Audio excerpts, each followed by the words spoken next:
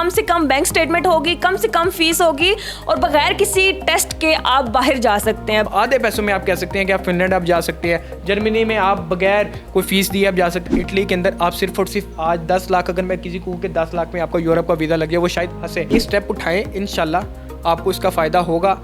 अभी नहीं, आपको हो सकता है साल तक ना दिखे, 2 साल तक ना दिखे, बट 4 साल 5 साल बाद जब आप अपनी डिग्री कंप्लीट करेंगे और आप उधर जो है वो वापस अगर पाकिस्तान भी आते हैं, आपके पास बाहर की डिग्री, आपके पास इधर अच्छी जॉब अपॉर्चुनिटीज़ हैं, अगर आप वहाँ पे भी अपने सेटलमेंट का इरादा करते हैं तो आपके पास वहाँ पे भी काफ़ी अच्छी अपॉर्चुनिटीज़ मौजूद हैं। MYK न्यूज़ की वीडियोस देखने के लिए हमारा चैनल सब्सक्राइब कीजिए और बेल आइकॉन को क्लिक कीजिए ताकि आप हमारी आने वाली वीडियो से बाखबर रह सकें।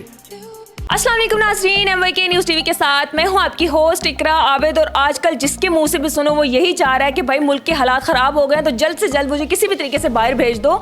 और जब हम बाहर जाने की बात करते हैं तो बहुत से सारे मसाइल का सामना करना पड़ता है, जिस तरह के बैंक स्टेटमेंट हो गई, भाई वीज़े के पैसे, फ़ीस के पैसे हो गए, उसके बाद टेस्ट क्लियर करना पड़ता है आपको। लेकिन आज जहाँ पर मैं मौजूद हूँ ये आपको बाहर भी भेजेंगे और इसमें आपको इन मसाइल का सामना भी नहीं करना पड़ेगा, यानी कि कम से कम बैंक स्टेटमेंट होगी, कम से कम फ़ीस होगी और बगैर किसी टेस्ट के आप बाहर जा सकते हैं। बस आप स्टडी अपनी कंप्लीट करें जितनी, भाई इंटर तो चाहिए होता है, इंटर तो कर लो नालायक को। इंटर के बाद आप जहां भी चाहेंगे इन तमाम मसाइल को दरगुजर करके आप बाहर की कंट्री में जा सकते हैं। मेरे साथ मौजूद हैं study abroad senior consultant Ali Ahmad साहब, जो कि आपको बाहर भेजेंगे, यहाँ से उठा के उधर पटकेंगे। ये इनसे हम बात करते हैं। अस्सलाम वालेकुम। वालेकुम सलाम। कैसे हैं आप? अल्लाह का शुक्र। मैं बिल्कुल ठीक हूँ। अच्छा मुझे बताएं, जितनी आपने आसाइशात बता दी है, मुझे वो ना डंकी वाला सीन लग रहा है कि मतलब छुप छुपा के दूसरे मुल्क पहुँच जाओ, तो ये कहीं वो वाला सीन तो नहीं? डंकी वाला ये कोई सीन नहीं है। इसमें प्रॉपर आपने, अगर आपके पास जो है वो आपने मिनिमम इंटरमीडिएट किया हुआ है और अगर आपने अंडर ग्रेड किया हुआ है तो मास्टर्स के लिए, इंटरमीडिएट किया हुआ है तो अंडर ग्रेड के लिए आप उस पर बाहर जा सकते हैं। उसमें चंद रिक्वायरमेंट्स हैं जिसमें आपके मिनिमम आपके जो है वो अगर 60% तक अगर आपके मार्क्स हैं, अगर आपके मार्क्स हैं तो there are lot of opportunities. आप यूरोप की किसी भी कंट्री आप जा सकते हैं। आप उस पर अगर आप एलैबोरेट करें तो कौन? मैं थोड़ा बहुत बता दूँ, आप माल्टा जा सकते हैं, फिनलैंड आप जा सकते हैं, नॉर्वे जा सकते हैं। इसके अलावा अगर हम जर्मनी की बात करें तो जर्मनी में देयर आर नो फीसिस। अगर हम इसी तरह फिनलैंड की बात करें जिसको कहा जाता है कि दुनिया की सबसे जो है उसमें खुश इखलाक, सबसे ज़्यादा खुश रहने वाले लोग फिनलैंड के अंदर रहते हैं, तो फिनलैंड में आप as compared to UK USA जिसमें मोस्टली एक जनरल पब्लिक जाती है, आप उससे कम आधे पैसों में आप कह सकते हैं कि आप फिनलैंड आप जा सकते हैं। जर्मनी में आप बगैर कोई फीस दिए आप जा सकते हैं। उसमें एक छोटी सी ब्लॉक अकाउंट की जो है वो रिक्वायरमेंट आ जाती है। UK की अगर हम बात करें, ऑस्ट्रेलिया की बात करें तो इनके भी आजकल जो है वो वीज़ा रेशो कुछ अच्छी जा रही है। स्पेसिफिकली अगर हम UK की बात करें तो there are a lot of countries. In the end it depends कि आपकी क्वालिफिकेशन क्या है, आपके पास जो है वो फाइनेंशियल बजट क्या है, और उस हिसाब से फिर आपको एक कंट्री जो है वो हमारी तरफ से जो है वो रेफ़र की जाती है कि आप इस कंट्री को सिलेक्ट करें और आपके जो है वो प्रोफाइल के मुताबिक इस कंट्री के अंदर आपके वीज़ा लगने के चांसेस ज़्यादा हैं। अच्छा, ये जितना बता रहे थे मुझे ये लग रहा था कि इनका जो जहाज़ है ना, जो एक मुल्क से दूसरे मुल्क लेके जाता है, वो पेट्रोल पे नहीं पानी पे चलता है, इसलिए इतनी कम भी मतलब खर्चे में भैया आप जा सकते हैं। मौजे हैं उन लोगों की जो जा रहे हैं। हम अगर थोड़ी सी हम जनरल बात कर लें कि आप तो अगर देखें उसमें अगर आप जाते हैं UK ऑस्ट्रेलिया वाली साइड पे तो इस टाइम जो है वो बैंक स्टेटमेंट्स की काफ़ी सारी रिक्वायरमेंट है। जैसे अगर मैं खाली UK की बात करूँ तो तकरीबन इस टाइम आपको पाकिस्तानी 80 लाख रुपए की बैंक स्टेटमेंट चाहिए। ऑस्ट्रेलिया की बात करूँ तो पाकिस्तानी इस टाइम आपको जो है वो तकरीबन 1 करोड़ रुपये की बैंक स्टेटमेंट चाहिए। But still on other side Europe के अंदर आपके पास काफ़ी सारी अपॉर्चुनिटीज़ हैं। इटली के अंदर आप सिर्फ और सिर्फ आज 10 लाख, अगर मैं किसी को कहूँ कि 10 लाख में आपका यूरोप का वीज़ा लग गया, वो शायद हंसे। बट इटली के लिए आपके पास टैक्स के, आपके पास FBR में आप रजिस्टर्ड होने चाहिए, आपके टैक्स के अगर आपके पास रिकॉर्ड मौजूद है। इटली के अंदर आप 10 लाख रुपए के अंदर ओवरऑल एक्यूमुलेटिव बजट के अंदर आप इटली आप जा सकते हैं, because there are no fees in Italy. आपको सिर्फ और सिर्फ जो है वो बैंक स्टेटमेंट चाहिए 30 से 35 लाख की, और आपको जो है वो अपनी एजुकेशन के डॉक्यूमेंट्स आपने कंप्लीट करने हैं, तो इस तरीके से आप अपना इटली का आप करवा सकते हैं। जर्मनी 0 फीसिस, आपने सिर्फ और सिर्फ ब्लॉक अमाउंट की एक अमाउंट है 11,000 समथिंग यूरोज़ की, आपने वो जर्मन में बैंक अकाउंट अपना ओपन करवा के आपने उस पर ब्लॉक करवानी होती है। वो आप कह लें कि हर महीने 12 पे डिवाइड करके वो जर्मन गवर्नमेंट आपको ही देती है, वो सारे पैसे आपको ही वापस मिलते हैं। एक किस्म का आप कह लें कि फ्री के अंदर आप जर्मनी आप पढ़ते हैं। इसके अलावा there are a lot of other opportunities as well in China, Turkish, Northern Cyprus and Malta, Poland etcetera. But in the end it depends कि आपकी प्रोफाइल कैसी है।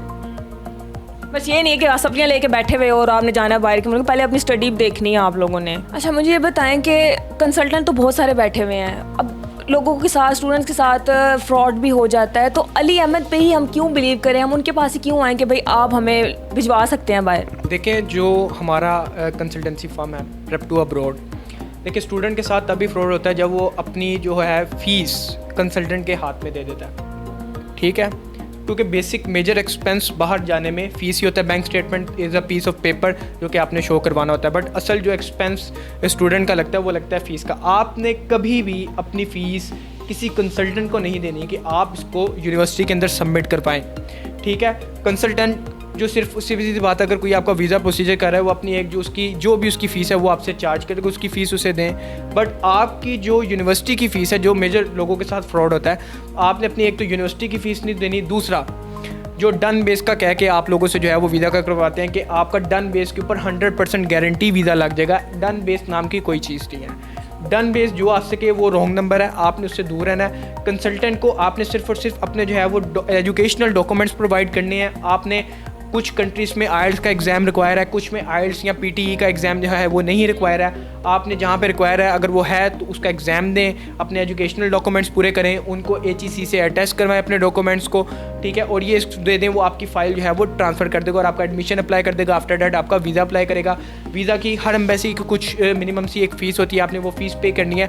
दैट्स इट, जो कि आपने कंसल्टेंट से वर्किंग करना इतना ईजी है। और एक काफ़ी एक स्मूथ प्रोसेस है। अगर आप एक उन लोगों से काम करवा रहे हैं जो कि तजर्बा रखते हैं, जो कि हज़ारों स्टूडेंट को जो है वो बाहर भेज चुके हैं, मगर अगर आप अपनी फ़ीस किसी कंसल्टेंट को दे रहे हैं तो जाहिर सी बात है आपके साथ फ्रॉड होगा। क्योंकि आपने फ़ीस जिस यूनिवर्सिटी के अंदर आपका एडमिशन हुआ है आपने डायरेक्ट अपने अकाउंट से उसके बैंक अकाउंट में ट्रांसफ़र करवानी होती है, ताकि इन केस अल्लाह ना करे कि अगर एम्बेसी आपका वीज़ा रिजेक्ट कर देती है तो यूनिवर्सिटी आपकी फ़ीस रिफ़ंड जिस अकाउंट से आपकी गई है उसी अकाउंट में वापस आए। अगर तो वो फ़ीस आपके कंसल्टेंट के अकाउंट से गई है तो वो कंसल्टेंट के ही अकाउंट में वापस आएगी और वो उसमें से फिर चंक ऑफ मनी रख के लोगों के साथ फिर कहते हैं कि वो ज़्यादा नुकसान हो जाता है। तो इसमें स्टूडेंट्स को भी अपने अंदर जो है वो अवेयरनेस पैदा करनी चाहिए।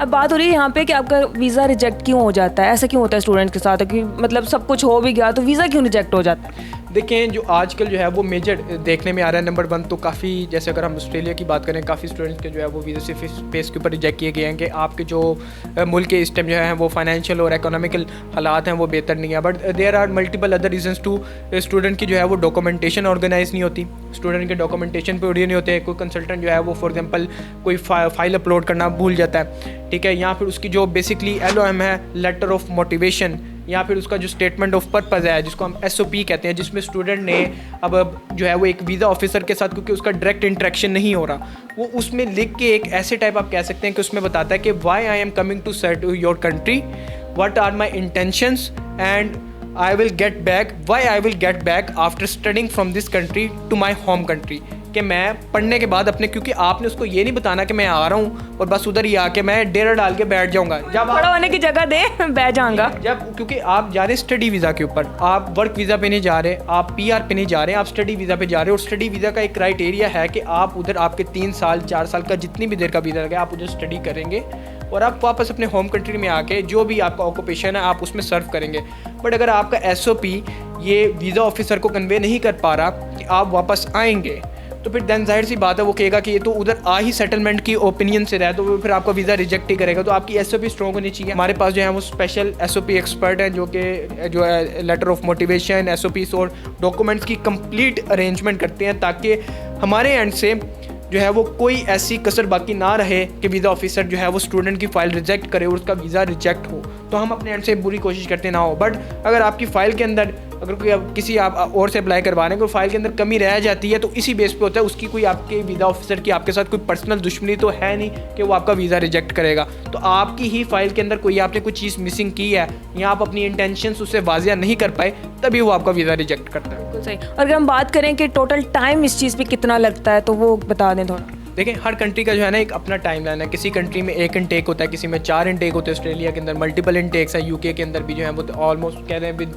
2 या 3 इंटेक्स आपके पास तकरीबन 3 स्प्रिंग मिला के आपके पास समर इंटेक मिला के आपके पास 3 इंटेक आ जाते हैं। यूरोप वाली साइड पे भी मोस्ट ऑफ कंट्रीज़ के 2 इंटेक्स आ जाते हैं, किसी में 1 इंटेक चलता है। तो वो डिपेंड करता है कि आपने अगर आज फॉर एग्जांपल मैं हर स्टूडेंट को रेकमेंड करता हूँ irrespective of your country selection, आपने जिस मर्जी कंट्री में जाना है, आपने अगर वीज़ा अप्लाई करना है, अगर आपने सोच लिया कि मैंने आज से बाहर जाना है, तो आप तकरीबन कम से कम भी 8 से 9 माह पहले आपने जिससे भी अपने वीज़ा का आपने प्रोसीजर करवाना है आप उससे रब्ता करें, अपने डॉक्यूमेंट्स प्रिपेयर करें, नेसेसरी IELTS और PTE की रिक्वायरमेंट को कंप्लीट करें, अपनी अच्छी सी यूनिवर्सिटी की सिलेक्शन करें, स्कॉलरशिप्स देखें कि आपको कौन सी यूनिवर्सिटी स्कॉलरशिप दे रही है, फुल या पार्शियल। आफ्टर डैट वो अपना जो है आप अपना वीज़ा अप्लाई करते हैं। तो अगर आप इस चीज़ को टाइमली लेके चलें, आपके वीज़ा के चांसेस भी बनेंगे, क्योंकि जब आप हैप्पीली फॉर एग्जांपल समर के अंदर क्लासेस स्टार्ट हो रही हैं और आप जो है वो हमारे पास आ रहे हैं क्या कहते हैं अपना जुलाई के अंदर या अगस्त के अंदर, या फिर आप आ रहे हैं जून के अंदर, 3 से 4 माह रह गए हैं, तो हैप्पीली जो भी काम होता है वो ज़ाहिर सी बात है कि जल्दी का काम हम कहते हैं शैतान का काम,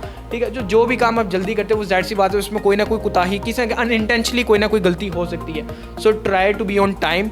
8 से 9 माह पहले आएँ, अपनी फ़ाइल कंप्लीट करें, कंट्री सेलेक्ट करें, अपनी अच्छी सी यूनिवर्सिटी सेलेक्ट करें, देखें स्कॉलरशिप्स कहाँ पे मिलनी है, कम से कम बजट कौन सा है, आपके प्रोफाइल और आपकी फ्यूचर सेटलमेंट के मुताबिक कौन सी कंट्री आपको जो है वो सूट करती है। इस तरीके से वीज़ा भी लगेगा, उधर जाएंगे भी और अपनी जो है इंशाल्लाह अपनी उधर सेटलमेंट भी आप करेंगे।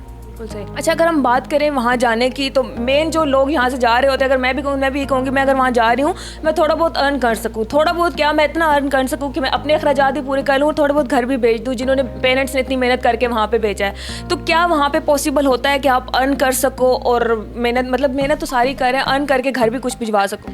देखिए, इसमें जो है वो again country to country depend करता है। कुछ कंट्रीज़ की जो है वो कुछ सॉफ्ट रिक्वायरमेंट है स्टूडेंट के वर्किंग आवर्स के हिसाब से, उसमें अगर आपने जो है वो वर्किंग के हवाले से आपने जाना है, I will suggest you go to Germany, you go to Malta, you go to Finland, you go to Australia, ठीक है। अगर आपने जाना है कि आप चाह रहे हैं कि आप अपनी फीसिस भी निकालें और आप चाह रहे हैं कि आप घर वालों को भी सपोर्ट करें, अपना भी खर्चा उठाएं, तो देयर आर सर्टेन कंट्रीज़ के जहाँ पे कुछ वेजेस अच्छी हैं, वर्क की रिक्वायरमेंट्स थोड़ी सी सॉफ्ट हैं, आप वहाँ पे जाएं, ठीक है। इसके अलावा यूके की आप कह सकते हैं कि थोड़ी सी working hours and after that wages और टैक्स रिक्वायरमेंट्स वगैरह वो डाल के थोड़ा सा डिफ़िकल्ट हो जाता है। इस टाइम जो हमारे मुल्क के हालात हैं, आई विल सजेस्ट कि आप ये स्टेप लें, क्योंकि देखिए अपने मुल्क से हर किसी को प्यार होता है, बट कह लें कि एक सबसे पहले अगेन हिजरत जो है वो हमारे नबी की भी सुन्नत है सल्लल्लाहु अलैहि वसल्लम। तो मुश्किल हालात में कहीं पहुँचने के लिए कहीं से निकलना ज़रूरी है, तो आप ये स्टेप उठाएँ, इंशाल्लाह आपको इसका फ़ायदा होगा। अभी नहीं, आपको हो सकता है साल तक ना दिखे, 2 साल तक ना दिखे, बट 4 साल 5 साल बाद जब आप अपनी डिग्री कंप्लीट करेंगे और आप उधर जो है वो वापस अगर पाकिस्तान भी आते हैं, आपके पास बाहर की डिग्री, आपके पास इधर अच्छी जॉब अपॉर्चुनिटीज़ हैं, अगर आप वहाँ पे भी अपने सेटलमेंट का इरादा करते हैं तो आपके पास वहाँ पे भी काफ़ी अच्छी अपॉर्चुनिटीज़ मौजूद है। एक्सपीरियंस आपको होगा किसी और हो जाता है, एक्सपोजर होता है, पर्सनल डेवलपमेंट होती है। आप जब बाहर के डाइवर्स किस्म का आपको कल्चर मिलता है, आप डिफरेंट लोगों के साथ उठते हैं, आप बैठते हैं, तो आपको एक कह लें कि आपकी इंटायर पर्सनैलिटी बदल जाती है। आप जब देखते हैं कि बाहर से आपका कोई भी रिश्तेदार आता है, उसके बोलने का तरीका, उसके सोचने का तरीका बिल्कुल ही डिफरेंट होता है। क्यों? क्योंकि वो पर्सनली ग्रूम होते हैं, हम पर्सनली ग्रूम नहीं हैं, ठीक है। तो अगर मैं कहूँगा कि आपके पास बजट है, कुछ ना कुछ करके करनी है, तो कोशिश करें चले जाएँ।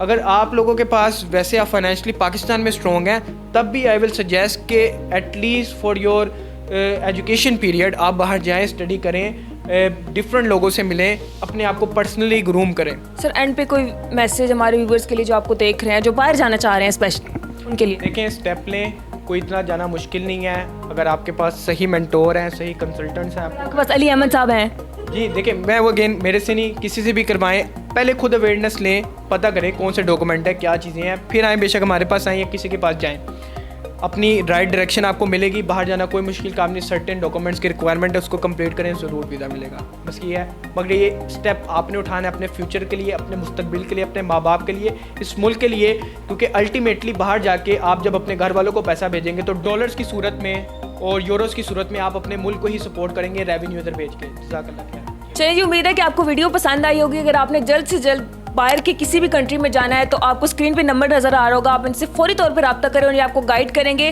उम्मीद है कि आपको वीडियो पसंद आई होगी। अगर हमारे चैनल पे नए हैं तो do subscribe our channel, like करें, कमेंट करें, शेयर करें, हंसते रहें, मुस्कुराते रहें। दोबारा आपसे मुलाकात होगी एक नई वीडियो में, तब तक के लिए हमें दें इजाजत। अल्लाह हाफिज़।